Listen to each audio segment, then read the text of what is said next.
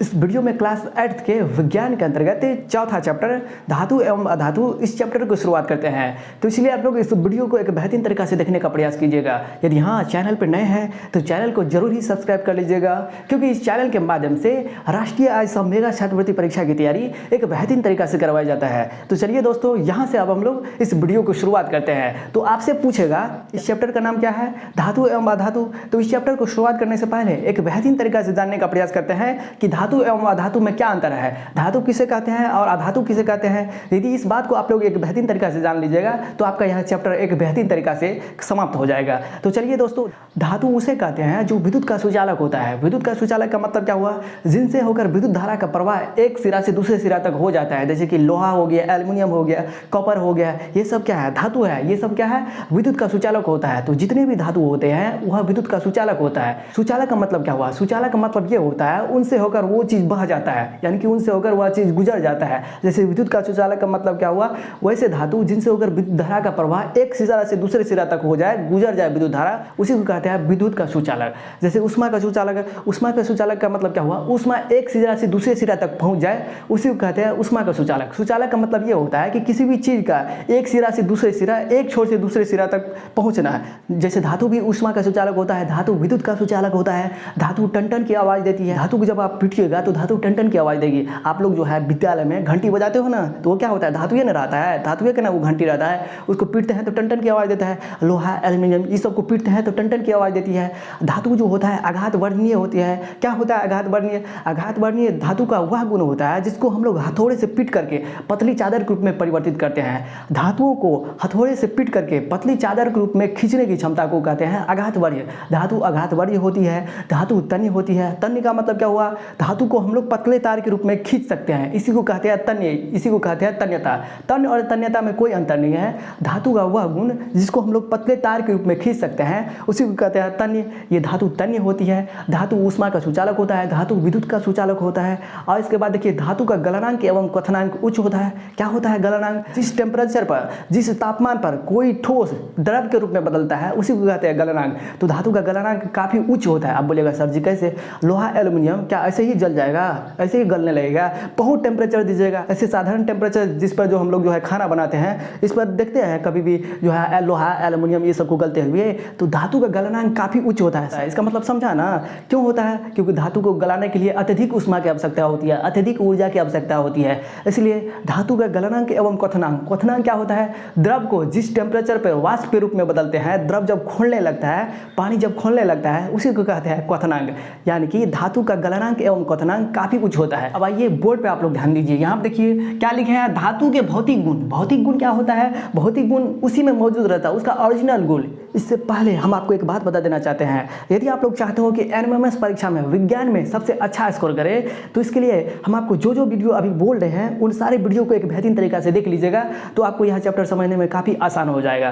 देखिए अम्ल क्या होता है, इससे पहले क्लास 10वीं के स्टूडेंट को उस वीडियो में हम समझाएं कि अम्ल क्या होता है, अम्ल के भौतिक गुण क्या होता है, अम्ल के रासायनिक गुण क्या होता है। वहाँ पे यदि आप लोग उस वीडियो को एक बेहतरीन तरीका से देख लीजिएगा तो आपको बहुत ज़्यादा क्वेश्चंस बन जाएगा। तो आज ही यूट्यूब पे सर्च कर लीजिएगा अम्ल क्या होता है जीकेएस स्टडी सेंटर, अम्ल क्या होता है जीकेएस स्टडी सेंटर, वो वीडियो मिल जाएगा। यदि आप लोग उन सारे वीडियो को देख लीजिएगा, 3-4 वीडियो बना दिए हैं, वैसे क्लास 10th के लिए बनाए हैं, लेकिन क्लास 10th के लिए सिर्फ वहाँ पे बैनर के रूप में डाल दिए हैं, हकीकत में वो आपका ही वीडियो है।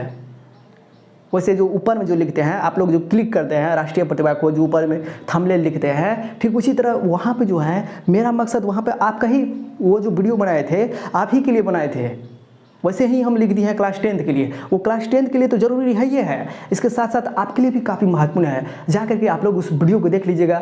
इसके बाद सूचक क्या होता है, उस वीडियो के अंदर में हमने बहुत सारे कंसेप्ट के बारे में जानकारी दिए है। और इसके बाद एक और वीडियो आपको देखना पड़ेगा, सक्रियता श्रेणी किसे कहते हैं। इससे भी क्वेश्चन बहुत ज़्यादा आपके एनएमएमएस परीक्षा में पूछे जाते हैं। तो सक्रियता श्रेणी किसे कहते हैं, जीकेएस स्टडी सेंटर, आप लोग सर्च करके उन दोनों वीडियो को, यानी कि अम्ल क्या होता है इस पर तो 3-4 वीडियो मिलेगा। तो 3-4 वीडियो देखने के बाद सक्रियता करने किसे कहते हैं, इस वीडियो को भी आप लोग एक बेहतरीन तरीका से देख लीजिएगा तो आपको बहुत ज़्यादा क्वेश्चंस बन जाएगा। फिलहाल अभी चलते हैं धातु के भौतिक गुण। धातु के भौतिक गुण का मतलब क्या होता है? धातु के भौतिक गुण का मतलब यह हुआ कि धातु में वास्तविक रूप में उसका ओरिजिनल गुण क्या है। भौतिक गुण के बारे में आप लोग तो समझ गए होंगे कि भौतिक गुण उस गुण को कहते हैं जो किसी पदार्थ में स्वयं उसमें ही मौजूद रहता है। रासायनिक गुण किसी पदार्थ का वह होता है जब किसी पदार्थ से अभिक्रिया कराइएगा और अभिक्रिया कराने के बाद नया पदार्थ बनेगा तो उसको कहते हैं रासायनिक गुण। यानी कि धातु का भौतिक गुण सबसे पहले हम लोग जानते हैं। तो देखिए धातु क्या होता है? कठोर होता है, मजबूत होता है। लिखिएगा एक बेहतरीन तरीका से समझ लीजिए। पहले धातु कठोर एवं मजबूत होते हैं। वही कठोर और मजबूत धातु में चमक पाई जाती है। धातु में एक विशेष प्रकार की चमक पाई जाती है। लोहा का कुछ अलग रंग होता है, चांदी का कुछ अलग रंग होता है, कॉपर का कुछ अलग रंग होता है। अलग अलग धातुओं की अलग अलग चमक होती है, यानी कि धातु में चमक पाई जाता है। धातु क्या होता है? विद्युत का सुचालक होता है, ऊष्मा का सुचालक होता है, गलनांक एवं क्वथनांक कुछ होता है। धातु ध्वनि को उत्पन्न करती है, यानी कि धातु जब किसी कठोर सतह से टकराती है तो आवाज उत्पन्न करती है, उसी को कहते हैं ध्वनि। धातु तन्य होती है और आघातवर्ती होती है। इन सब के बारे में यदि आप एक बेहतरीन तरीका से जान गए तो समझिए ना आपका काम बन गया। अब आइए अपवाद। सभी जगह अपवाद होता है, ये बात तो जानते हो ना। क्लास में सब स्टूडेंट थोड़ी तेज होता है, मैक्सिमम स्टूडेंट भूसकोल होता है। क्यों भूसकोल होता है? क्योंकि वह बढ़िया तरीका से पढ़ता नहीं है। हकीकत में सबके पास वही बुद्धि है। भगवान ने किसी के साथ भेदभाव नहीं किया है। आप लोग कहते रहते हो वो लड़की बहुत पढ़ने में तेज है, वो लड़का बहुत पढ़ने में तेज है, भगवान ने उसके साथ जो है बढ़िया व्यवहार किया, हमारे साथ भगवान ने गलत व्यवहार किया, हमको कम बुद्धि दिया, उसको ज़्यादा बुद्धि दिया। भगवान किसी के साथ अन्याय नहीं करता है। वो लड़का या वो लड़की फनलवा वो सब ज़्यादा पढ़ता है और तुमको दिखाता है कि हम नहीं पढ़ते हैं। रात में पढ़ता है, दिन में पढ़ता है, छुप छुप के पढ़ता है, अपनी राज को नहीं खोलता है। इसलिए तुम क्या करते हो? इसलिए कमज़ोर हो कि तुम देखते रहता है कहाँ जाती है, कैसे साइकिल से उतरती है, यही सब देखेगा तो वो आगे बढ़ता है। तुम वही सब देखते रहो तो वही सब देखते रहेगा तो कमज़ोर होगा ना। इसलिए कोई भी स्टूडेंट कमज़ोर नहीं होता है। भगवान किसी के साथ भेदभाव नहीं किया है। आप जब पढ़ते नहीं हैं इसलिए आप कमज़ोर हैं, समझ गए ना। तो आइए ना यहाँ से जो है अपवाद के बारे में हम जानने का प्रयास करते हैं। केमिस्ट्री में हमेशा अपवाद है, हर जगह अपवाद है, तो केमिस्ट्री में भी अपवाद है। यहाँ देखिए धातु कठोर एवं मजबूत होते हैं। तो मैक्सिमम धातु क्या होता है? कठोर होते हैं, लेकिन अपवाद में भी है। देखिए सोडियम, इसके बाद देखिए पोटेशियम, इसके बाद देखिए लिथियम। अच्छा एक बात बताइए तो आप लोग धातु को कैसे पहचानिएगा? धातु कैसे पहचानिएगा? जो जिस शब्द के अंत में यम लगा रहे हैं वो सब क्या है? धातु है। मैक्सिमम शब्द के पीछे में यदि यम लगा रहे हैं तो आप लोग समझ जाइएगा वो धातु होगा ही। सोडियम देखिए यम लगा है, potassium, lithium, magnesium, calcium, rubidium, tellurium, lithium, tellurium, potassium, sodium, lithium. तो जिस शब्द के अंत में यम लगा रहे हैं तो वो सब क्या होता है? धातु होता है, समझ गए ना। लेकिन कुछ धातु ऐसे होते हैं जो मुलायम होते हैं, और जो मुलायम होते हैं उसको हम लोग चाकू से काट सकते हैं। कहेगा कि सोडियम, पोटेशियम, लिथियम को चाकू से हम लोग काट सकते हैं, कहेंगे हाँ यही सब धातु है जिसको हम लोग चाकू से काट सकते हैं। इससे पहले जो हमें एक वीडियो देखने के लिए सजेस्ट किए, ऐसा क्यों कहे? क्योंकि उस वीडियो के अंदर में हमने सारे क्वेश्चन पर डिस्कस कर दिए हैं। सोडियम, पोटेशियम, लिथियम ये सब क्या है? मुलायम धातु है जिसको हम लोग चाकू से काट सकते हैं। तो यदि आप लोग सच में एनएमएस परीक्षा की तैयारी कर रहे हो और आप लोगों का लक्ष्य है कि इस एग्ज़ाम को एक बेहतरीन अंक के साथ पास करें, तो हम आपको जो भी बता रहे हैं उन सारे बातों को एक बेहतरीन तरीका से मानिए। हम गारंटी देते हैं, 200% गारंटी देते हैं कि आपको इस एग्ज़ाम में पास करने से कोई नहीं रोक पाएगा। एक बेहतरीन अंक के साथ पास कर जाइएगा। तो आज ही यूट्यूब पे सर्च कर लीजिए सक्रियता सरण क्या होता है GKS स्टडी सेंटर, तो आपको वहाँ से वीडियो मिल जाएगा। उस वीडियो को आप लोग एक बेहतरीन तरीका से देख लीजिएगा, समझ गए ना। इसके बाद देखिए धातु ऊष्मा का सुचालक होता है। धातु ऊष्मा का सुचालक होता है ना, मैक्सिमम धातु ऊष्मा का सुचालक होता है। लेकिन पारा एवं सीसा ये दोनों एक ऐसे धातु है जिनसे होकर विद्युत धारा का प्रवाह एक बेहतरीन तरीका से नहीं हो पाता है। अंतिम में आपको प्रैक्टिस सीट देंगे, इसलिए आप लोग अंतिम तक इस वीडियो को देखिएगा। अंतिम में आपको ऑब्जेक्टिव के रूप में बना करके हम वीडियो बना दिए हैं, आप लोग उसको देखिएगा, समझ गए ना। इसी वीडियो को जब आप अंतिम तक देखते हैं, शुरू से लेकर अंतिम तक देखिएगा, तो आपको धातु एवं अधातु चैप्टर से जो भी क्वेश्चन पूछा जाएगा आप लोग आसानी से बना लीजिएगा। इसलिए वीडियो को शुरू से लेकर अंतिम तक देखिएगा। देखिए सभी धातु क्या होता है? ऊष्मा का सुचालक होता है, लेकिन कुछ ऐसे धातु होते हैं जो ऊष्मा का कुचालक होता है। ऊष्मा का कुचालक का मतलब क्या हुआ? उससे होकर ऊष्मा नहीं जाता है, एक पार से दूसरे पार नहीं जाता है। वह धातु कौन है? पारा एवं सीसा। इसके बाद देखिए धातु क्या होते हैं? तन्य होती है। तो धातु तन्य होती है तो कहेगा कि निम्न में सबसे तन्य धातु कौन है? तो एल्यूमिनियम, एल्युमिनियम क्या है, सबसे तन्य धातु है, तो एल्युमिनियम तन्य धातु है। यहाँ से क्वेश्चन पूछेगा 1 ग्राम एल्युमिनियम को, एल्युमिनियम का मतलब Al, 1 ग्राम एल्युमिनियम को आप कितना मीटर तक खींच सकते हैं, तो 1 ग्राम एल्युमिनियम को देखिए कितना, 1 ग्राम एल्युमिनियम को 2 किलोमीटर तक खींच सकते हैं, इसीलिए इसको कहते हैं एल्युमिनियम क्या है, एक तन्य धातु है। आइए ना, अगर आप लोग नहीं समझे हैं कि धातु किसे कहते हैं, अधातु किसे कहते हैं, धातु को कैसे पहचानेंगे, अधातु को कैसे पहचानेंगे, आप देखिए ना, आपको एक बेहतरीन तरीका से समझ में आएगा कि धातु किसको कहते हैं और अधातु किसको कहते हैं। इन सारे क्वेश्चंस को एक बेहतरीन तरीका से हम आपको बतलाने का प्रयास करते हैं। तो देखिए, धातु उसे कहते हैं, धातु उसे कहते हैं जिसके बाह्यतम कक्षा में 1, 2, 3 इलेक्ट्रॉन रहते हैं, इलेक्ट्रॉन रहते हैं। कहेगा कि वैसे तत्व जिसके बाह्यतम कक्षा में मतलब बाहरी कक्षा में 1, 2, 3 इलेक्ट्रॉन रहे, उसे क्या कहते हैं, तो उसे धातु कहते हैं। देखिए धातु क्या होता है, इलेक्ट्रॉन को त्यागता है। यहाँ देखिए सोडियम हो गया, कैल्शियम हो गया। एक बात और बता देना चाहते हैं, यदि आप लोग चाहते हो कि इस चैप्टर में एक बेहतरीन अंक लाए, देखिए आपका ये चैप्टर यहाँ से कंप्लीट हो जाता है ना, तो आपको क्लास 10 तक 12 तक आपको किसी भी प्रकार का दिक्कत नहीं होगा। इसलिए कहते हैं जो स्टूडेंट क्लास 8 को एक बेहतरीन तरीके से पूरा सिलेबस पढ़ लेगा ना, तो उससे 10th का भी विद्यार्थी कभी भी हाथ नहीं मिला पाएगा, उससे सब विद्यार्थी हटे रहेगा। क्लास 10th में बहुत ऐसी बात है, ऐसी महत्वपूर्ण बात है जो क्लास 10th के विद्यार्थी को भी नहीं आता है, समझ गए ना। तो आप सबसे आगे रहिएगा। यहाँ देखिए सोडियम क्या है, सोडियम के परमाणु संख्या 11 होता है, कैल्शियम का परमाणु संख्या 20 होता है। यहाँ पे हम आपको एक बेहतरीन तरीका से समझाने का प्रयास करते हैं कि धातु को कैसे पहचानेंगे। एक तो तरीका बता दिए कि जिस शब्द के अंत में यम लगा रहे, जैसे कि पोटेशियम, टेल्यूरियम, रुबिडियम, इसके बाद देखिए कैल्शियम। जिस शब्द के अंत में देख लीजिएगा यम लगा रहा है, तो उसको आप लोग 100% मान लीजिएगा वो धातु होगा ही। यहाँ पे देखिए अब एक बेहतरीन तरीका से कंसेप्ट के माध्यम से हम आपको समझाने का प्रयास करते हैं कि धातु कहते किसको है। यहाँ पे हम आपको एक बात समझाए कि धातु उसे कहते हैं जिसके बाह्यतम कक्षा में 1, 2, 3 इलेक्ट्रॉन रहता है। अभी जो बात यहाँ पे बता रहे हैं ना, वो बात क्लास 12 तक आपको ज़िंदगी भर काम आएगा। यहाँ से हम आपको जो भी समझाने का प्रयास कर रहे हैं, यदि यहाँ से आप बात को समझ जाते हो तो क्लास 10th वाले बच्चे को भी पूछिएगा ना, तो समझिए ना, आपको क्लास 10th वाला विद्यार्थी भी आपका दोस्त बन जाएगा। यहाँ देखिए पहला कक्षा में अधिकतम 2 इलेक्ट्रॉन रख सकते हैं, दूसरा कक्षा में 8, तीसरा कक्षा में भी 8, और चौथा कक्षा में 18, और 5वां कक्षा में भी 18 इलेक्ट्रॉन रख सकते हैं। यहाँ पे हम एक बेहतरीन तरीका से आपको समझाने का प्रयास करते हैं कि इसको कहते हैं L, इसको कहते हैं M, इसको कहते हैं N। इतना ही आप रखिए नहीं, ये क्या है, कक्षा है।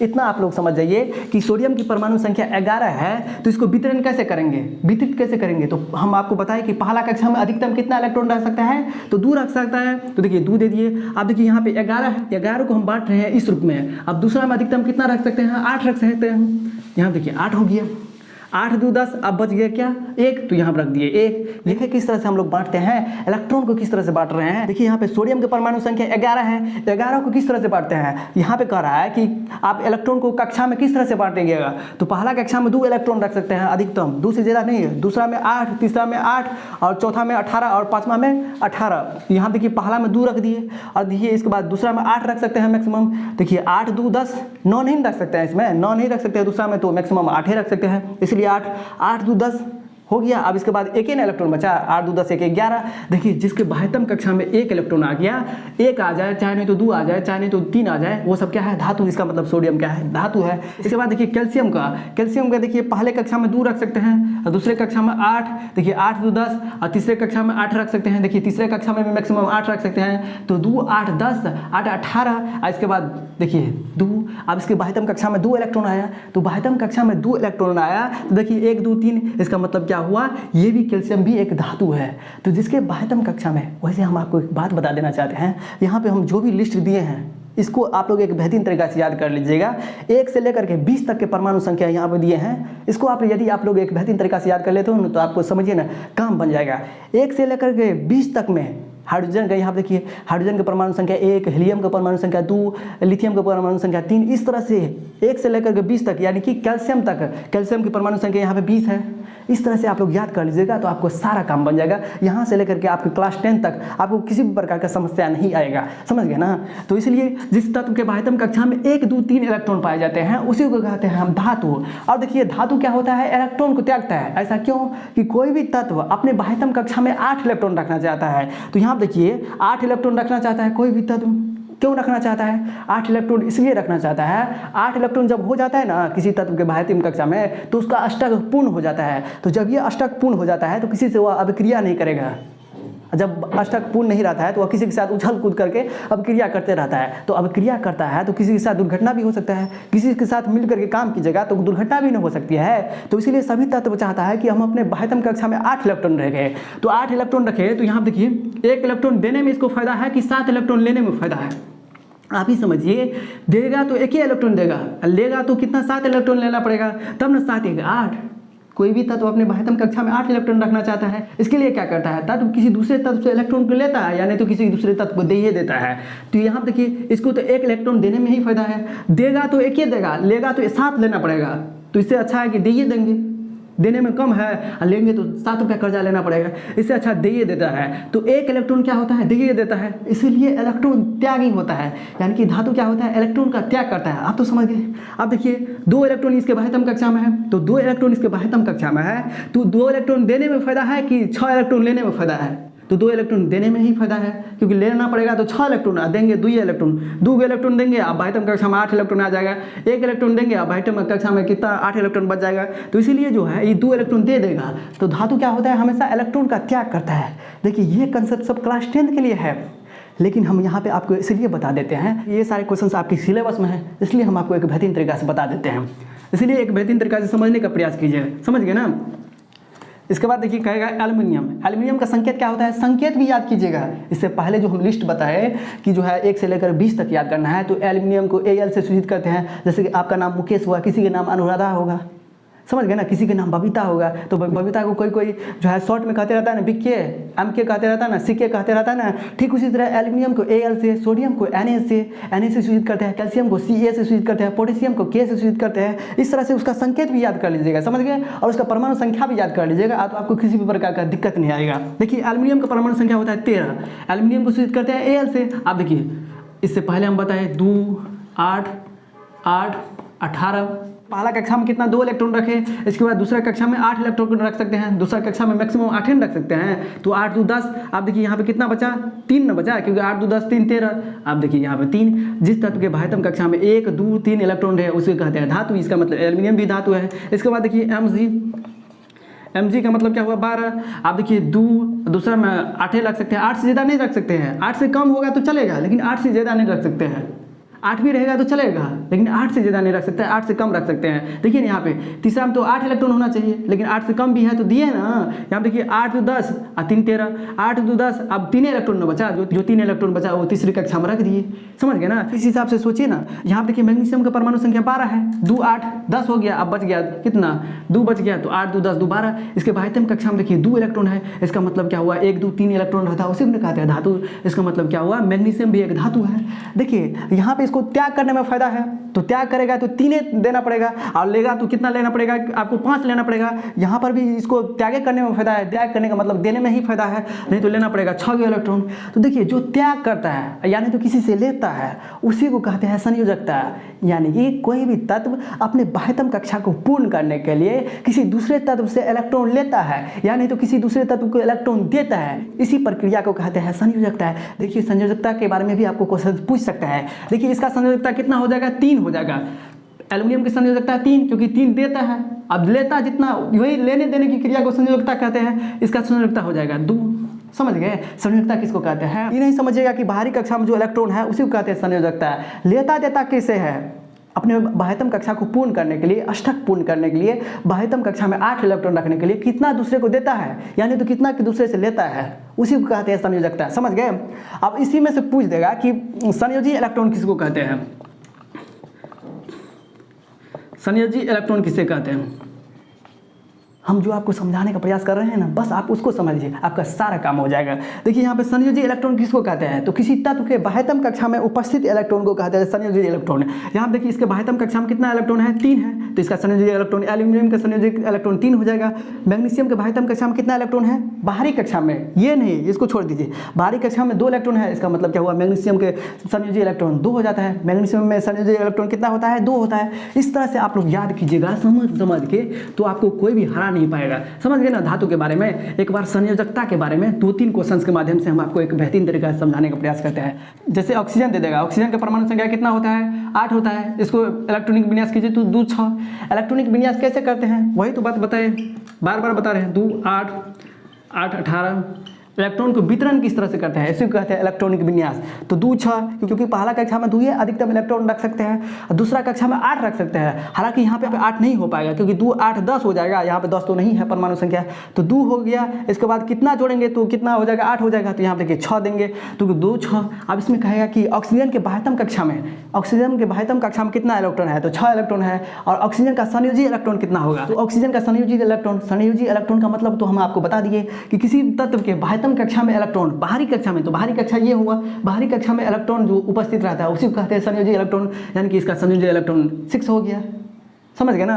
इसके बाद देखिए आपको पूछ देगा क्लोरीन का, क्लोरीन का 17 होता है, इसको सजाइए तो 2 8 7, यहाँ पे देखिए 8 2 10 7 17, यहाँ पे 17 है ना। लेकिन इसी के अनुसार समझाते हैं, लेकिन इसी के अनुसार से यहाँ पे हम लोग पुराने का प्रयास करते हैं, इसी के अनुसार से हम लोग इलेक्ट्रॉनिक विन्यास करते हैं। तो इसके बाह्यतम कक्षा में कितना है, 7 इलेक्ट्रॉन है, तो 7 इलेक्ट्रॉन है, तो इसी को कहते हैं संयोजी इलेक्ट्रॉन, क्योंकि बाह्यतम कक्षा में उपस्थित इलेक्ट्रॉन को संयोजी इलेक्ट्रॉन कहते हैं। इसमें पूछ देगा कि इसका संयोजकता कितना होगा,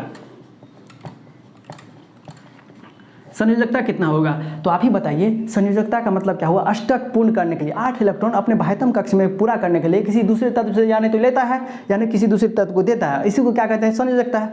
यहाँ देखिए इसको 1 इलेक्ट्रॉन लेने में फायदा है कि 7 इलेक्ट्रॉन देने में फायदा है, तो देगा तो 7 इलेक्ट्रॉन देना पड़ेगा, लेगा तो 1 ही इलेक्ट्रॉन लेना पड़ेगा, यानी कि 1 इलेक्ट्रॉन लेने में फायदा है, तो इसी को कहते हैं संयोजकता। यानी कि क्लोरीन का संयोजकता कितना हो जाएगा, 1। इसी लेने देने की क्रिया को कहते हैं संयोजकता। समझ गए ना। और इसी में पूछ देगा कोर इलेक्ट्रॉन की संख्या। देखिए आपका लेवल बहुत हाई हो गया है, इसलिए हम इतना डेप्थ में लेके जाते हैं, ताकि यदि आप लोग यहाँ से पढ़ के जाइएगा ना कहीं पर भी, तो आपका सभी जगह गुणगान हो, सभी विद्यार्थी आपको सलाम करेगा। इसलिए हम पूरा डेप्थ गहराई तक लेके चले जाते हैं। इसमें पूछ देगा कि कोर इलेक्ट्रॉन कितना हो जाएगा, तो बाहरी इलेक्ट्रॉन को छोड़कर जितना भी इलेक्ट्रॉन होता है उसी को कहते हैं core electron. Core electron, core electron कितना हो जाएगा, इसमें 10 हो जाएगा, 8 2 10। समझ गए ना। संयोजी इलेक्ट्रॉन को छोड़ करके, इसको छोड़ करके, संयोजी इलेक्ट्रॉन को छोड़ करके जितने भी इलेक्ट्रॉन बच जाता है उसी को कहते हैं कोर इलेक्ट्रॉन। 8 2 10। समझ गए ना कोर इलेक्ट्रॉन के बारे में। और एक उदाहरण के माध्यम से एक बेहतरीन तरीका से आपको समझाने का प्रयास करते हैं। जैसे कि दे दिया सल्फर, सल्फर क्या है, 16। देखिए 2 8 6 8 2 10 6 16 हो गया। तो इसके बाह्यतम कक्षा में कितना इलेक्ट्रॉन है, 6, तो सल्फर का संयोजी इलेक्ट्रॉन हो गया 6। आप देखिए कहेगा सल्फर का संयोजकता है, तो संयोजकता में 2 इलेक्ट्रॉन लेने से फायदा है कि 6 इलेक्ट्रॉन देने से फायदा है, तो 2 इलेक्ट्रॉन ले लेगा, उसी में फायदा है। देगा किसी दूसरे तत्व को तो 6 को देना पड़ेगा तब अष्टक होगा, और लेगा तो 2 ही लेगा, तो 2 ही लेने में फायदा है। यानी कि सल्फर का संयोजकता कितना हो जाएगा, 2 हो जाएगा। समझ गए ना। सल्फर का संयोजकता कितना हो जाएगा, क्योंकि 2 लेने में ही फायदा है, जितना हम लेते हैं यानी तो किसी को देते हैं उसी को ना कहते हैं संयोजकता। सल्फर का संयोजकता हो जाएगा 2। अष्टक पुराने के लिए जितना इलेक्ट्रॉन लेते हैं ना, इस पर ध्यान दीजिएगा ना, तो संयोजकता निकाल लीजिएगा। इसी में कहेगा कि आपको कोर इलेक्ट्रॉन, तो इस कोर इलेक्ट्रॉन इसमें भी हो जाएगा, 10 से हो जाएगा ना, क्योंकि संयोजी इलेक्ट्रॉन को छोड़ करके जितना भी इलेक्ट्रॉन बचता है उसी को कहते हैं कोर इलेक्ट्रॉन। आप तो इसके बारे में एक बेहतरीन तरीके से समझ गए होंगे कि धातु किसको कहते हैं। समझ गए। गर्मी बहुत ज़्यादा है, तो गर्मी ज़्यादा है, मेहनत तो करना पड़ेगा, पसीना पसीना हो गए हैं आप लोग के लिए। ऐसा हम इतना मेहनत क्यों कर रहे हैं, ताकि मेरा बच्चा कहीं पर भी जाए तो वहाँ पे नाम छोड़ के आए, कहीं पर भी जाए तो अपना नाम करके आए, और साथ ही साथ आपका जब रिजल्ट होगा तो हमारा भी नाम हो जाएगा। समझ गए ना। अब इसके बाद देखिए अधातु किसको कहते हैं। अधातु उसको कहते हैं जिसके बाह्यतम कक्षा में 4 5 6 7 ये सब इलेक्ट्रॉन पाया जाता है। अधातु उसे कहते हैं जिसके बाह्यतम कक्षा में 4 5 6 7 इलेक्ट्रॉन है, जिसके बाह्यतम कक्षा में 4 5 6 7 इलेक्ट्रॉन है उसी को कहते हैं अधातु। और अधातु को पहचानने का तरीका क्या है, जिस प्रकार हम उसमें बताया कि यम लगा रहे अंतिम में तो समझ जाएंगे धातु है, तो ठीक उसी तरह इसमें भी 9 लगा रहे। अधातु को पहचानने का तरीका क्या है, 9 लगा रहेगा किसी शब्द का अंत में तो समझ जाएंगे हम अधातु है। देखिए जैसे कि ऑक्सीजन, देखिए 9 है, देखिए 9 है ना यहाँ पे। इसके बाद देखिए कह देगा आपको नाइट्रोजन, ये सब क्या है 9 लगा रहा है। तो जिस शब्द का अंत में 9 लगा रहेगा उसी को कहते हैं क्या आधातु। आधातु की संख्या 22 है। यहाँ पे देखिए ये सब क्या है आधातु है। इसको आप लोग एक बेहतरीन तरीका से याद कर लीजिएगा। आधातु है, आधातु का संकेत। उससे पहले हम बताए धातु के बारे में, जो भी बताए 1 से लेकर 20 तक में आपको एक बेहतरीन तरीका से परमाणु संख्या याद करना है, उसका संकेत याद करना है, समझ गए ना। तो इस तरह से आप लोग याद कीजिएगा ना, तो आपको किसी भी प्रकार का दिक्कत नहीं होगा। अब आइए, आप तो समझ गए जिस तत्व के बाह्यतम कक्षा में 4, 5, 6, 7 इलेक्ट्रॉन रहे उसे क्या कहते हैं, तो आधातु कहते हैं। अब आइए एक बेहतरीन तरीका से समझते हैं। सल्फर को परमाणु संख्या 16 होती है, तो 2, 8, 6। अब देखिए इसके बाह्यतम कक्षा में कितना इलेक्ट्रॉन है, 6। देखिए 6 इलेक्ट्रॉन है, उसको क्या कहते हैं आधातु।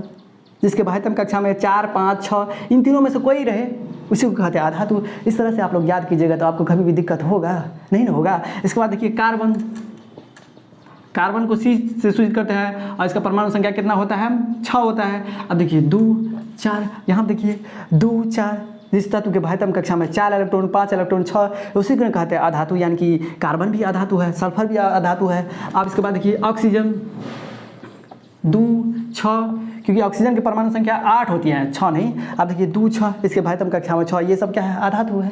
तो इस तरह से आप लोग एक बेहतरीन तरीका से समझने का प्रयास कीजिएगा, समझ गए ना। तो हम जो भी समझाने का प्रयास कर रहे हैं आगे आने वाले भविष्य में आपको ये सब बहुत ज़्यादा काम आएगा। इसलिए जिस तत्व के बाह्यतम कक्षा में 4, 5, 6, 7 इलेक्ट्रॉन रहे उसको क्या कहते हैं, उसको कहते हैं आधातु। अधातु का गुण क्या होता है, अधातु विद्युत का कुचालक होता है, अधातु ऊष्मा का कुचालक होता है। धातु का विपरीत गुण उसमें पाया जाता है, अधातु में चमक नहीं पाई जाती। अधातु को जब आप लोग पीटिएगा तो वह चकनाचूर हो जाएगा। जितने भी धातु के गुण अभी बताए ना इससे पहले, उसका विपरीत आप लोग सोच लीजिएगा। इसमें ये पाया जाता है तो इसमें ये नहीं पाया जाता है। इस तरह से धातु विद्युत का सुचालक होता है तो अधातु विद्युत का कुचालक होता है। धातु ऊष्मा का सुचालक होता है तो अधातु ऊष्मा का कुचालक होता है। धातु तन्य होती है तो अधातु तन्य नहीं होती है। धातु को पीटते हैं टन टन की आवाज़ देता है, अधातु को पीटते हैं तो चकनाचूर हो जाता है। इस तरह से आप लोग विपरीत तरह से सोचिएगा ना, धातु का विपरीत, तो उसी तरह का गुण होता है आधातु का, समझ गए ना। एक बेहतरीन तरीका से समझने का प्रयास कीजिएगा और अंतिम में हम आपको जो भी बतलाने का प्रयास करेंगे ऑब्जेक्टिव के रूप में, जो भी क्वेश्चंस देंगे उन सारे क्वेश्चंस को भी आप लोग समझ लीजिएगा, समझ गए ना। धातु किसे कहते हैं, इस प्रश्न को एक बेहतरीन तरीका से समझने का प्रयास करते हैं क्योंकि इससे भी क्वेश्चंस कई बार पूछा गया है। तो उपधातु, उप का मतलब होता है कॉमन, कॉमन का मतलब होता है जिसमें दोनों पाया जाता है। तो जिसमें धातु एवं आधातु दोनों का गुण पाया जाए उसी को कहते हैं उपधातु। यहाँ पे देखिए ट्रिक के माध्यम से आप लोग याद कर लीजिएगा, ए बॉस पट जाए, ए से एंटीमनी, इस तरह से आप लोग जो है ना antimony silicon, antimony silicon, tellurium, polonium, इस तरह से जो भी जो है उपधातु है ना, यहाँ से आप लोग याद कर लीजिएगा, समझ गए। धातु के ऑक्साइड क्या होते हैं, धातु के ऑक्साइड, ऑक्साइड क्षारीय होती है, इसको याद कीजिए। अधातु के ऑक्साइड क्या होता है,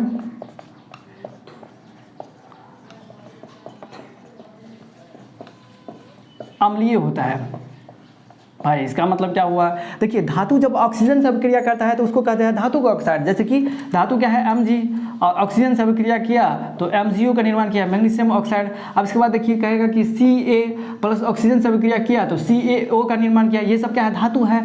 इसके बाद देखिए Na सोडियम है, ऑक्सीजन से अभिक्रिया किया तो Na2O, यानी कि ये यहाँ देखिए धातु ऑक्सीजन से अभिक्रिया कर रहा है तो धातु का ऑक्साइड, धातु का ऑक्साइड, धातु का ऑक्साइड। तो इस तरह से कहेगा कि धातु का ऑक्साइड क्या होते हैं, तो क्षारीय होते हैं। क्षारीय का मतलब क्या हुआ, जिसको हम लोग टेस्ट करते हैं तो कड़वा लगता है, जो खट्टा लगता है उसी को कहते हैं अम्लीय। इससे पहले जो हम क्यों बताए आपको उस वीडियो को देखने के लिए, अम्ल क्या होता है, क्षार क्या होता है, इसीलिए बताए ताकि इस चैप्टर के अंतर्गत में जो भी क्वेश्चंस है आपको किसी भी प्रकार के समझने में दिक्कत नहीं हो, इसलिए हम बताते हैं। वैसे नहीं बता दिए कि इस वीडियो को देखना जरूरी है, सक्रियता श्रेणी को देखना जरूरी है, समझ गए ना। तो जो भी वीडियो हम बता रहे हैं देखने के लिए उस वीडियो को आप लोग जरूर देखिएगा, बहुत ही ज़्यादा फायदा मिलेगा, समझ गए ना। तो देखिए धातु का ऑक्साइड क्या होता है, क्षारीय होते हैं। और अधातु का ऑक्साइड देखिए सल्फर क्या है, अधातु है, सल्फर का SO2 हो जाएगा, SO3 हो जाएगा, CO2 हो जाएगा। ये सब क्या है, ये सब क्या है, ये सब अम्लीय है। क्यों, क्योंकि यहाँ देखिए सल्फर अधातु है और अधातु है उसके साथ ऑक्सीजन जुड़ा है, तो अधातु के साथ ऑक्सीजन जुड़े रहेगा तो अधातु का ऑक्साइड अम्लीय होता है। SO3 CO2 ये सब क्या है, ये सब अम्लीय है, समझ गए ना। इसका मतलब ये नहीं समझिएगा कार्बन अधातु है और यहाँ पे O है, तो यहाँ देखिए ऑक्सीजन जो होना चाहिए ना 2 से अधिक होना चाहिए, 2 भी रहेगा लेकिन 2 से कम नहीं होना चाहिए, ये अम्लीय नहीं है। कार्बन तो ये क्या है, अधातु है, अधातु के साथ ऑक्सीजन जुड़ा है, तो इसका मतलब इसको भी कहेंगे अम्लीय नहीं। ऑक्सीजन परमाणु की संख्या इसमें 2 रहना चाहिए, यानी तो 2 से अधिक रहना चाहिए। हम देखिए इसको क्यों बोले कार्बन डाइऑक्साइड, इसको क्या कहते हैं, carbon dioxide, sulphur dioxide, sulphur trioxide, इसको इस तरह से पढ़ते हैं, sulphur dioxide, sulphur trioxide, carbon dioxide. Oxygen परमाणु की संख्या 2 है, 2 से अधिक, 2 भी रहेगा तो अम्लीय होगा, 2 से अधिक रहेगा तो अम्लीय होगा ही। यहाँ देखिए ऑक्सीजन की परमाणु की संख्या एक ही वो है ना, तो एक वो रहेगा तो उसको नहीं कहेंगे अम्लीय, समझ गए ना। तो इस तरह से आप लोग याद कर लीजिएगा और इसके बाद उस वीडियो को देख लीजिएगा ना। तो यहाँ पे हमको बार बार जो पढ़ाना पड़ रहा है ना, जो है थोड़ा कुछ समस्याएं आ जाती है, क्योंकि सारे विद्यार्थी नहीं देखेगा। जो होनहार विद्यार्थी रहेगा, जो पढ़ने में तेज रहेगा, वही ना जा करके देखेगा, सब विद्यार्थी तो नहीं देख सकता है। आप देखिए कहेगा कि धातु अम्ल से अभिक्रिया करके क्या देता है, उस वीडियो के अंदर में सब चीज़ बताए हैं, लवण प्लस हाइड्रोजन गैस देता है। ये क्वेश्चन हम पढ़ाए हैं, धातु अम्ल से अभिक्रिया करके क्या देता है, तो लवण प्लस हाइड्रोजन गैस देता है। धातु के ऑक्साइड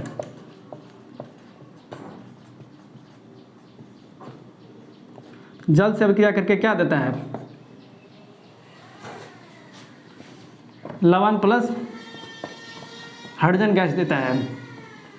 यहाँ देखिए धातु को ऑक्साइड जल से अभिक्रिया करके क्या देता है, कहेगा कि धातु को ऑक्साइड जल से अभिक्रिया करके क्या देता है, तो लवण प्लस हाइड्रोजन गैस देता है। फिलहाल अभी हम कितना बात बताए, यदि आप लोग उस वीडियो को एक बेहतरीन तरीके से देख लीजिएगा ना, अम्ल क्या होता है, वैसे ही वहाँ पे लिखा रहेगा क्लास 10वीं का ऊपर में, लेकिन क्लास 10वीं के देख करके आप भड़किएगा नहीं, ये नहीं समझिएगा कि हम नहीं समझ पाएंगे, आप लोग 100% समझ पाइएगा, समझ गए ना। और इसके बाद विस्थापन अभिक्रिया किसे कहते हैं, इसको भी आप लोग यूट्यूब पे सर्च करके देख ही लीजिएगा। यहाँ पे इस चैप्टर में विस्थापन अभिक्रिया है, इसके बारे में वर्णन किया गया है, इसलिए मान के चलिए इससे पहले के वीडियो में हम बता दिए हैं। तो अगर आप लोग उस वीडियो को देख लीजिएगा तो यहाँ पे तो हमको समझाना नहीं पड़ेगा, दूसरा भी ना सब्जेक्ट देखना है। मान के चलिए ये चौथा चैप्टर हुआ, तीसरा चैप्टर तो नहीं पढ़ाए हैं, तो तीसरा चैप्टर कल पढ़ाएंगे, तो तीसरा चैप्टर एंड हो जाएगा। तो यानी कि विज्ञान में 4 चैप्टर हो गया, इसके बाद मैथ में भी 4 चैप्टर देखेंगे, इसके बाद सोशल साइंस में भी ना 4 चैप्टर देखना है। तो आपका सिलेबस कंप्लीट करना है ना, तो सिलेबस कंप्लीट कीजिएगा तो 100% विश्वास कीजिए कि आप पास हो ही गए। तो सिलेबस हमको कवर कराना है, तो इसीलिए विस्थापन अभिक्रिया किसे कहते हैं, रासायनिक अभिक्रिया किसे कहते हैं, ये सारे वीडियो को आप लोग सर्च करके देख लीजिए। किस तरह से सर्च कीजिएगा, रासायनिक अभिक्रिया किसे कहते हैं, GKS स्टडी सेंटर, तो वीडियो मिल जाएगा। सूचक किसे कहते हैं, GKS स्टडी सेंटर, वीडियो मिल जाएगा। और विस्थापन अभिक्रिया किसे कहते हैं, GKS स्टडी सेंटर, आपको वीडियो मिल जाएगा। कुछ ऐसे धातु होते हैं जिस पर जंग नहीं लगता है, जो स्वतंत्र अवस्था में रह सकता है, जैसे कि कॉपर हो गया, सोना हो गया, चांदी हो गया, प्लेटिनम हो गया, ये सारे के बारे में एक बेहतरीन तरीक़ा से हम बताए हैं, समझ गए ना। धातु अम्ल से अभिक्रिया करके लवण प्लस हाइड्रोजन गैस देता है, धातु को ऑक्साइड जल से अभिक्रिया करके लवण प्लस हाइड्रोजन गैस देता है। इस तरह से सारे क्वेश्चंस को आप लोग एक बेहतरीन तरीके से याद करने का प्रयास कीजिएगा। देखिए यहाँ पे एक कन्फ्यूजन वाला टॉपिक आपको पढ़ाने के लिए छोड़ दिए थे, उसको भी हम करवा देते हैं। देखिए हाइड्रोजन की परमाणु संख्या 1 होती है ना, इससे पहले जो हम बताए लिस्ट को याद करने के लिए, उसमें देखिएगा हाइड्रोजन कितने नंबर पर है, तो 1 नंबर पर है। तो इसका मतलब कहिएगा सर जी हाइड्रोजन क्या है, धातु है, लेकिन ये अपवाद है, हाइड्रोजन धातु न होकर के अधातु है, क्योंकि धातु का परिभाषा हम दिए थे, जिस तत्व के बाह्यतम कक्षा में 1 इलेक्ट्रॉन रहेगा उसी को ना कहते हैं धातु। तो इसके बाह्यतम कक्षा में 1 ही इलेक्ट्रॉन है, तो इसका मतलब आप लोग कहिएगा सर जी हाइड्रोजन तो धातु है, लेकिन धातु होते हुए भी ये अधातु है, ये अधातु है। इसके बाह्यतम कक्षा में 1 इलेक्ट्रॉन होने के बावजूद ये क्या है, अधातु है। और यहाँ देखिए एक और कन्फ्यूजन वाला टॉपिक है, H2O, कहिएगा सर जी जो अभी बताए आप कि अधातु को ऑक्साइड अम्लीय होती है, तो ये तो अधातु है, तो अधातु के साथ ऑक्सीजन जुड़ा है, इसका मतलब अधातु का ऑक्साइड, इसका मतलब ये अधातु का ऑक्साइड अम्लीय होना चाहिए, जबकि अम्लीय नहीं है। जल क्या अम्लीय होता है, क्षारीय होता है, नहीं होता है, जल उदासीन होता है। जल को आप लोग टेस्ट करते हो तो अम्लीय लगता है, खट्टा लगता है, कड़वा लगता है, ये सब नहीं लगता है। तो इसका मतलब ये ना तो अम्लीय है ना तो क्षारीय है, इसका मतलब क्या है, उदासीन। उदासीन कहते हैं किसको है, जिसमें ना तो अम्ल का गुण रहे ना ही क्षार का गुण रहे। जल में ना तो अम्लीय लगता है ना ही क्षारीय लगता है, यानी कि ना तो खट्टा लगता है ना ही कड़वा लगता है, साबुन की तरह कड़वा नहीं लगता है, इसीलिए ये क्या है, उदासीन है। ये नहीं कहिएगा सर जी आप पढ़ाए थे हाइड्रोजन एक अधातु है, अधातु के साथ ऑक्सीजन जुड़ा हुआ है, तो अधातु का ऑक्साइड तो अम्लीय होता है, इसका मतलब ये अम्लीय होगा ना। अब तो नहीं कीजिएगा ऐसा। अब आइए अब हम लोग ऑब्जेक्टिव प्रश्न को देखने का प्रयास करते हैं। तो चलते हैं पहले प्रश्न की ओर। धातु के पतले तार के रूप में खींचने की क्षमता को क्या कहते हैं? तो जैसा कि इससे पहले ही हम बता दिए हैं कि धातु के पतले तार के रूप में खींचने की क्षमता को कहते हैं तन्यता। लेकिन जब कहेगा कि धातु को हथौड़े से पीटने पर जब वह चादर में बदल जाता है तो उसको क्या कहते हैं? तो उसको कहते हैं आघात वर्ज्य। यहाँ पे इसका ऑप्शन नंबर क्या हो जाएगा? ए नंबर ऑप्शन सही, क्योंकि कह रहा है कि धातु के पतले तार के रूप में खींचने की क्षमता को तो उसको तो कहते हैं तन्यता। लेकिन उसी धातु को जब हम लोग हथौड़े से पीटेंगे और तब वह पतली चादर के रूप में फैलेगा, तब उसको कहते हैं आघात बल। इतने क्वेश्चन तो आप लोग एक बेहतरीन तरीका से समझ गए होंगे। अब आइए, निम्न में कौन विद्युत का सुचालक है? तो सबसे बढ़िया सुचालक होता है चांदी। तो इसका ऑप्शन नंबर क्या हो जाएगा? ए नंबर ऑप्शन सही, यानी कि विद्युत का सबसे अच्छा सुचालक यहाँ पे पूछे हैं। देखिए वैसे यहाँ पे देखिए निम्न में कौन विद्युत का सुचालक है, तो चांदी भी है, कॉपर भी है, एल्युमिनियम भी है। यहाँ पे हम जो है ना इस हिसाब से हम आपको बता रहे हैं कि निम्न में कौन विद्युत का सबसे अच्छा सुचालक है। तो सबसे अच्छा सुचालक होता है चांदी। कॉपर भी है, कॉपर भी विद्युत का सुचालक होता है, एल्युमिनियम भी होता है, लेकिन सबसे अच्छा में चांदी होता है। तो समझ गए ना? तो इसका ऑप्शन नंबर क्या बताए? ए नंबर ऑप्शन सही। तो इस हिसाब से आप लोग याद कर लीजिएगा। चलते हैं अब हम लोग अगले प्रश्न की ओर।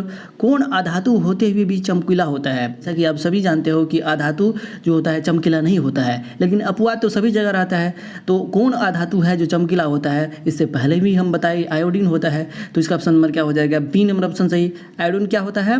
अधातु होते हुए भी चमकीला होता है। इसके बाद देखिए निम्न में सबसे तन्य धातु कौन है? तो सबसे तन्य धातु देखिए कॉपर है कि एल्युमिनियम है कि सोना है? तो यहाँ पे इसका ऑप्शन नंबर सही हो जाएगा, बी नंबर ऑप्शन सही। इससे पहले हमने जो भी वीडियो आपको बोले हैं देखने के लिए, यदि आप लोग उन सारे वीडियो को एक बेहतरीन तरीका से देख लीजिएगा तो 100% हम गारंटी देते हैं कि धातु एवं अधातु चैप्टर से जो भी आपके एनएमएमएस परीक्षा यानी कि राष्ट्रीय आयुष मेगा छात्रवृत्ति परीक्षा में क्वेश्चन पूछा जाएगा, उसका जवाब आप लोग 100% आसानी से दे दीजिएगा। तो चलिए यहाँ पे अब हम लोग प्रश्न की ओर चलते हैं। निम्न में कौन अधातु द्रव अवस्था में पाया जाता है? तो अधातु यहाँ पे पूछ रहा है कि निम्न में कौन अधातु है जो द्रव अवस्था में पाया जाता है?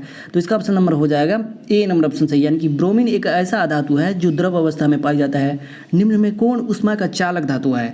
तो ऊष्मा का चालक, तो ऊष्मा का चालक कौन है? चांदी है, कॉपर है कि सीसा है कि पारा है? तो यहाँ पे देखिए यहाँ से क्वेश्चंस बन सकता है, पूछा गया है आपके एनएमएमएस परीक्षा में कि निम्न में कौन ऊष्मा का कुचालक धातु है। तो पूछेगा कि निम्न में कौन ऊष्मा का कुचालक, तो कुचालक में मारिएगा ऊष्मा का कुचालक धातु पारा एवं सीसा, ये दोनों होता है। ऊष्मा का कुचालक क्या होता है? पारा एवं सीसा। इस तरह से आप लोग याद भी कर लीजिएगा। लेकिन यहाँ पे पूछ रहा है कि निम्न में कौन ऊष्मा का चालक धातु है? तो ऊष्मा का सबसे बढ़िया चालक होता है। यहाँ पे ये क्वेश्चन पूछ रहे हैं कि ऊष्मा का सबसे अच्छा चालक कौन होता है? तो चांदी ही होता है। तो इसका ऑप्शन नंबर हो जाएगा सी नंबर ऑप्शन सही। समझ गए ना? तो बढ़िया तरीका से समझते जाइए। इसके बाद देखिए धातु अम्ल से अभिक्रिया करके कौन सा गैस देता है? तो धातु अम्ल से अभिक्रिया करके नाइट्रोजन देता है कि हाइड्रोजन गैस देता है कि ऑक्सीजन देता है? तो जब धातु अम्ल से अभिक्रिया करता है तो हाइड्रोजन गैस देता है। तो इसका ऑप्शन नंबर हो जाएगा बी नंबर ऑप्शन सही। सारे वीडियो को इससे पहले हम जो भी आपको सजेस्ट किए हैं, आप लोग उन सारे वीडियो को एक बेहतरीन तरीक़ा से देख लीजिएगा, बहुत ही फ़ायदा मिलेगा और आप लोग आसानी से विज्ञान के अंतर्गत जो भी क्वेश्चंस पूछा जाएगा उसका जवाब आप एक बेहतरीन तरीक़ा से दे पाइएगा, जिससे आपका रिजल्ट हो जाएगा। क्लोरोफिल में कौन सा धातु पाया जाता है? जैसा कि आप सभी जानते हैं कि किसी भी पौधे के पत्ती का हरा रंग होता है क्लोरोफिल के कारण। पौधा का पत्ता हरा रंग क्यों होता है? क्योंकि उसमें क्लोरोफिल पाया जाता है और क्लोरोफिल में जो है मैग्नीशियम धातु पाया जाता है। तो इसका ऑप्शन नंबर हो जाएगा बी नंबर ऑप्शन सही। इसके बाद देखिए निम्न में किसे चाकू से काटा जा सकता है? तो जो मुलायम धातु होगा उसी को ना हम चाकू से काट सकते हैं। तो सोडियम, पोटेशियम, लिथियम, ये तीनों धातु क्या है? मुलायम है। तो इसका ऑप्शन नंबर क्या हो जाएगा? डी नंबर ऑप्शन सही। इसके बाद देखिए निम्न में कौन द्रव अवस्था में पाई जाने वाली धातु है? तो द्रव अवस्था में पाई जाने वाली धातु का नाम है पारा। तो इसका ऑप्शन नंबर क्या हो जाएगा? ए नंबर ऑप्शन सही। और जबकि पूछेगा कि कौन अधातु है जो द्रव अवस्था में पाया जाता है, तो अधातु में ब्रोमीन आंसर मारेंगे। इसके बाद देखिए निम्न में कौन एक धातु का गुण है? ध्वनिक, कठोर, चमकीले। तो इससे पहले हम बताएं कि धातु में ध्वनिक पाया जाता है, कठोर होता है, चमकीला होता है, विद्युत का सुचालक होता है, धातु ऊष्मा का सुचालक होता है, धातु का गलनांक एवं क्वथनांक उच्च होता है। यही सब धातु का गुण है। तो इसका ऑप्शन नंबर क्या हो जाएगा? डी नंबर ऑप्शन सही। धातु में ये सभी गुण मौजूद होते हैं। ध्वनि का मतलब क्या हुआ? इससे पहले भी हम बताए कि धातु कठोर सतह से टकराती है तो आवाज़ उत्पन्न करती है, उसी को कहते हैं ध्वनि। अब देखिए धातु के ऑक्साइड क्या होते हैं? अम्लीय होते हैं कि क्षारीय होते हैं कि उभयधर्मी होते हैं? तो धातु का ऑक्साइड होता है क्षारीय। तो इसका ऑप्शन नंबर हो जाएगा बी नंबर ऑप्शन सही। अब देखिए अगला प्रश्न, अधातु का ऑक्साइड क्या होता है? तो अम्लीय होता है। तो इसका ऑप्शन नंबर हो जाएगा ए नंबर ऑप्शन सही। इसके साथ ही देखिए आप लोग जो है निम्न में कौन अम्लीय है? तो हम इससे पहले हम बताए धातु का ऑक्साइड क्या होता है? क्षारीय। और अधातु का ऑक्साइड क्या होता है? अम्लीय। तो अधातु का ऑक्साइड देखिए सल्फर क्या है? अधातु है। तो इसका ऑप्शन नंबर क्या हो जाएगा? यहाँ देखिए ए नंबर ऑप्शन सही, क्योंकि सल्फर के साथ ऑक्सीजन जुड़ा हुआ है। तो अधातु के साथ जब भी ऑक्सीजन जुड़ा रहेगा तो उसी को कहते हैं अम्लीय, क्योंकि अधातु के ऑक्साइड क्या होते हैं? अम्लीय होते हैं। इसके बाद देखिए निम्न में कौन क्षारीय है? तो क्षारीय किसको कहते हैं? धातु के साथ ऑक्सीजन जुड़ा रहेगा तो ना उसको कहते हैं क्षारीय। तो MgO यहाँ पे क्षारीय हो जाएगा, क्योंकि मैग्नीशियम एक धातु है और मैग्नीशियम के साथ ऑक्सीजन जुड़ा हुआ है। इसके बाद देखिए अगला नंबर प्रश्न, निम्न में किस धातु का गलनांक कम होता है। वैसे आप सभी जानते हैं कि धातु का गलनांक उच्च होता है, धातु का गलनांक एवं क्वथनांक उच्च होता है, लेकिन अपवाद तो सभी जगह है ना। जैसे हम बताए इससे पहले कि क्लास में सब विद्यार्थी तेज थोड़ी रहता है, मैक्सिमम विद्यार्थी तो भूसकोले रहता है। हकीकत में वो विद्यार्थी कमज़ोर नहीं होता है, लेकिन पढ़ता नहीं है ना, जिसके चलते से वो कमज़ोर हो जाता है। तो कुछ अपवाद भी होता है, उसी भूसकोल विद्यार्थी में कुछ ऐसे विद्यार्थी होते हैं जो तेज होते हैं, जो पढ़ने में काबिल होते हैं। तो यहाँ पर भी देखिए निम्न में किस धातु का गलनांक कम होता है, तो गैलियम एवं सीजियम, ये दोनों धातु का गलनांक कम होता है। तो इसका ऑप्शन नंबर हो जाएगा सी नंबर ऑप्शन सही, यानी कि ए एवं बी दोनों हो जाएगा आंसर, क्योंकि गैलियम एवं सीजियम दोनों का क्या होता है, गलनांक कम होता है। उत्कृष्ट गैस किसे कहते हैं, हीलियम, नियॉन, आर्गन, ये सब क्या है, उत्कृष्ट गैस है। Helium, neon, argon, krypton, xenon, ये सब क्या है, उत्कृष्ट गैस है। तो इसका ऑप्शन नंबर क्या हो जाएगा, डी नंबर ऑप्शन सही, क्योंकि उत्कृष्ट गैस के बाह्यतम कक्षा में 8 इलेक्ट्रॉन रहती है, इसके कारण से वह किसी के साथ अभिक्रिया नहीं करती है। निम्न में कौन ऐसी धातु है जो स्वतंत्र अवस्था में पाई जाता है, तो एक ऐसी धातु जो स्वतंत्र अवस्था में पाई जाता है, सोना है कि चांदी है कि प्लेटिनम है कि डी ऑल्म, यानी कि ये तीनों सही है। तो इसका ऑप्शन नंबर हो जाएगा डी नंबर ऑप्शन सही। ऐसा क्यों है, क्योंकि चांदी और देखिए सोना, प्लेटिनम, ये सब क्या होता है, ऑक्सीजन से जल्दी अभिक्रिया नहीं करता है, जिसके वजह से ये प्रकृति में स्वतंत्र रहता है, इस पर जल्दी जंग नहीं लगता है, ये स्वतंत्र रहता है, ये लंबे समय तक वातावरण में रह सकता है, इसको कुछ नहीं होगा, समझ गए ना। इसलिए निम्न में जो है सोना, चांदी, प्लेटिनम ही एक ऐसा धातु है जो स्वतंत्र अवस्था में पाया जाता है। तो चलिए दोस्तों, फिर मिलेंगे नए वीडियो में। यदि आपको ये वीडियो पसंद आए तो इस वीडियो को लाइक कर दीजिएगा और चैनल को सब्सक्राइब कर दीजिएगा। और आपके अगल बगल में जितने भी दोस्त होंगे जो NMMS की परीक्षा की तैयारी, यानी कि राष्ट्रीय आय मेगा छात्रवृत्ति की तैयारी कर रहा है, उन दोस्तों के पास इस वीडियो को शेयर भी कर दीजिएगा, ताकि वह भी दोस्त, आपका भी दोस्त आगे बढ़ पाए और आप भी आगे बढ़ पाइएगा, समझ गए ना। इस तरह से सहयोग कीजिए किसी का, तभी ना आप आगे बढ़िएगा। तो चलिए फिर मिलेंगे नए वीडियो में। अगर आपको इस वीडियो के अंदर में हम आपको जो भी समझाने का प्रयास किए हैं, यदि आप लोग नहीं समझे होंगे तो आप लोग ज़रूर कमेंट कर दीजिएगा, सर जी इतना नंबर का क्वेश्चन हम नहीं समझ पाए, तो हम ज़रूर आपको मदद करेंगे। तो चलिए फिर मिलते हैं नए वीडियो में। अब मेरी मेहनत को देख करके आप सोचिए कि सर जी हमारे लिए इतना मेहनत कर रहे हैं, तो आपको भी शर्म आना चाहिए कि हम पढ़ेंगे, पढ़िएगा तब ना आप पास कीजिएगा। और जब शिक्षक का नाम होता है कैसे, विद्यार्थी से परिचय होता है कि शिक्षक कैसन है, समझ गए ना। इसलिए आप लोग सारे क्वेश्चंस को एक बेहतरीन तरीक़ा से समझने का प्रयास कीजिएगा। हम जो भी वीडियो कहे हैं देखने के लिए, उन सारे वीडियो को आप लोग देख लीजिएगा। तो चलिए फिर मिलते हैं नए वीडियो।